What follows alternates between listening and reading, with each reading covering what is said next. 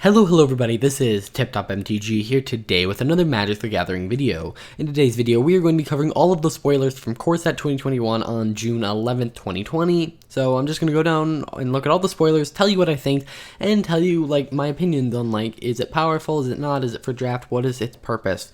Of course, I want to know what you guys think, so in the comments down below, let me know what you guys thought of today's spoilers, or think of today's spoilers. Why don't we jump right into this? Starting off, we have Celestial Executioner. This is a 3-cost white creature human cleric, and it says, pay 1 and a white, tap target creature, activate this ability only if you control a creature with flying. Now, this is obviously awful. This isn't going to see any constructed play. We have cards that are better. I would call Giant Killer a better card. That does a very similar thing. So yeah, definitely meant here for draft. Next, we have Tempered Veteran. It's a 2-cost white creature, human knight, 1/2. Pay a white, tap, put a +1/+1 counter on target creature with a +1/+1 counter on it. So you pay 1, kind of proliferate 1 creature.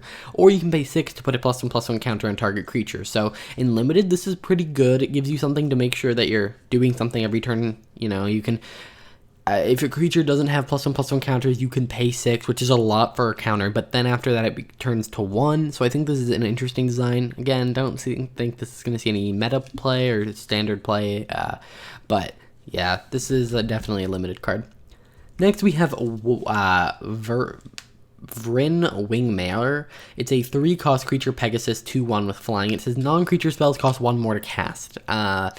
I think this will see playing constructed, which is kind of sad. It was last reprinted in Magic Origins. I just don't think we need stacks in Standard. I just dislike this kind of effect, so I just feel like someone's going to end up playing it and cloning it a whole bunch. I don't know. Seems like something people would do. Either way, moving on, we have Miscast. This is a 1 blue for an instant. It says counter target instant or sorcery spell unless its controller pays 3. This doesn't really feel like it's meant for Standard. This feels more like a Vintage or Legacy thing where you want to counterspell things the first turn. So, yeah, I think this is probably not meant for Standard, but decent card anyways. Next we have Enthralling Hold. It's a 5-cost blue enchantment aura. Enchant creature. You can't choose an untapped creature as this spell's target as you cast it. You control enchanted creature. So basically, you gain control of target tapped creature, but the difference here is that if your opponent somehow untaps them, you still get it, because it only needs to be a legal target because of how it's weirdly worded when you cast it. So that's why it's worded so weirdly. It's nice it's not a creature you can bounce. If they can kill this thing, I believe they get it back. So much more fair than Agent of Treachery. Next, we have Liliana Stewart. It's a 1 black for a creature zombie 1/2. That's not bad. Knight of the Evan Legion is better, but it's not a zombie. And then you can tap and sacrifice it, and target opponent discards a card. Activate this ability only time you could cast a sorcery. So you can't do it in response to blocking, but it's just a way for someone to discard a card. Might fit in a mono black discard, but you do have to wait a turn. And if they have any remove, I don't know. This doesn't feel that great. I would much rather just play Duress and actually see their hand, and yeah. Next we have a Liliana's Devotee. Let me just mention one more thing. Sorry, forgot to mention this. Lurrus is a thing in Standard, so I completely expect this to be seen in a Lurrus deck where you essentially just strip away your opponent's hands by constantly bringing this thing back. Alright, next we have Liliana's Devotee. It's a 3-cost black creature, human warlock 2/3. It says zombies you control get +1/+0. At the beginning of your end step, if a creature died this turn, you may pay 1 into black. If you do, create a 2/2. So, essentially just replace creatures that died with 2/2s. And, by the way, it doesn't say a non-token. So say you have a creature in Liliana's Devotee and you sacrifice the token that you made. You can then, at your end step, pay 2 and make another token. So, this kind of goes, not infinite, but, the token that it creates can cause the ability to activate. But it can only happen once per turn. So, pretty balanced. Not going to see much play, but it's interesting. Next, we have Gourmet. It's a 6-cost black creature demon. It says, as an additional cost to cast this spell, sacrifice a creature. It has flying and trample. It's a 5/5, and it says when it enters the battlefield, each opponent sacrifices a creature. So essentially, everyone sacrifices a creature, and it's a 5/5. The catch is you have to sacrifice it before this thing hits the battlefield. And you have to be able to sacrifice something. Your opponents don't. I don't think this is going to see much play. Maybe it's reanimated because then you don't have to pay the cost, but Yeah, not a huge fan of this card.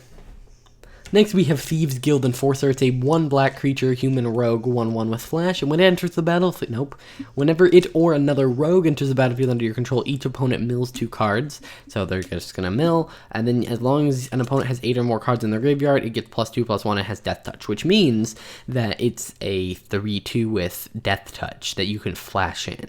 So if you can I feel like if you're playing black in a mill deck, this is definitely going in it. Even if your other trigger is never gonna happen again unless you pull another Thieves Guild Enforcer, this card is just really good in a mill deck.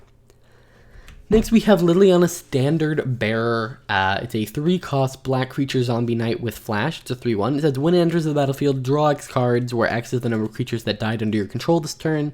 That's why it has flash. You know, say someone board wipes you and you lose 7 creatures. Also, it doesn't say non-token. You can do this to draw a bunch of cards. If you can somehow, anything that lets you sacrifice things, so like the cat, if you can sacrifice it a bunch of times, and then you can cast this to draw a bunch of cards. So seems like an interesting concept. I think this one could actually see play, especially with the amount of board wipes that are in standard right now. Next, we have Subrira Tulzidi Caravaner. It's a 3-cost red legendary creature human shaman 2/3 with haste. And says pay 1. Another target creature with power 2 or less can't be blocked this turn. So that's nice for a mono red deck when your opponent starts setting up walls that you can't really get around, or big creatures you can't get around. You can just use that. And then you can pay 1 and a red and tap and discard your hand. And until end of turn, whenever a creature you control with power 2 or less deals combat damage to a player, draw a card. So red is just getting straight draw a card, not this weird impulsive draw. You do have to discard your hand, which is why it's allowed. But yeah, just note that the top ability is not a tap ability, so you can, if you have 5 creatures and 5 mana, you can just say they're all unblockable. But that also means you can use the top ability in combination with the bottom ability. So this could actually see some play in some red decks. They run out of cards in their hand, use the other ability. If they don't, this just gets them past all the other blockers. So I think this will see play. Maybe not a ton, but it will.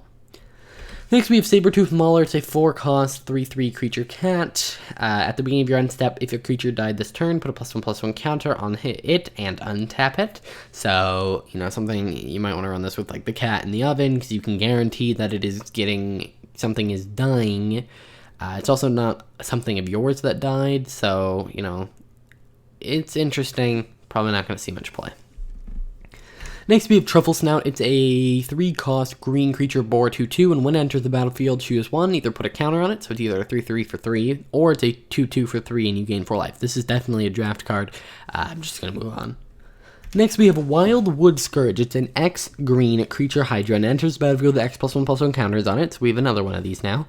And whenever 1 or more +1/+1 counters are put on another non-hydra creature you control, put a +1/+1 counter on it. So, you find a way to put counters on something repeatedly. You can keep repeatedly put counters on 2 things now. So, yeah, seems like Selesnya might be doing something with counters in this set. Seems kind of interesting. Next, we have Spore Silk Weaver. It takes 3-cost green creature spider rare, I think. I would assume so. It can be anything else, but this card's just weirdly shaded. It's a 1/4. It has reach and hexproof from blue. Not protection from blue, this is hexproof from blue. And whenever it is dealt damage, gain 1 life and create a 1/1 green sapperling creature token. So if you can find a way to consistently deal damage to this, you are doing pretty well. Yeah, not bad, especially saying it can survive a lot of hits. It really disincentivizes your opponent to swing at you, because you're going to gain life and create 1/1. So yeah, I actually really like this card. Next, we have Feline Sovereign. It's a 3-cost green creature cat. Other cats you control get +1/+1 and have protection from dogs.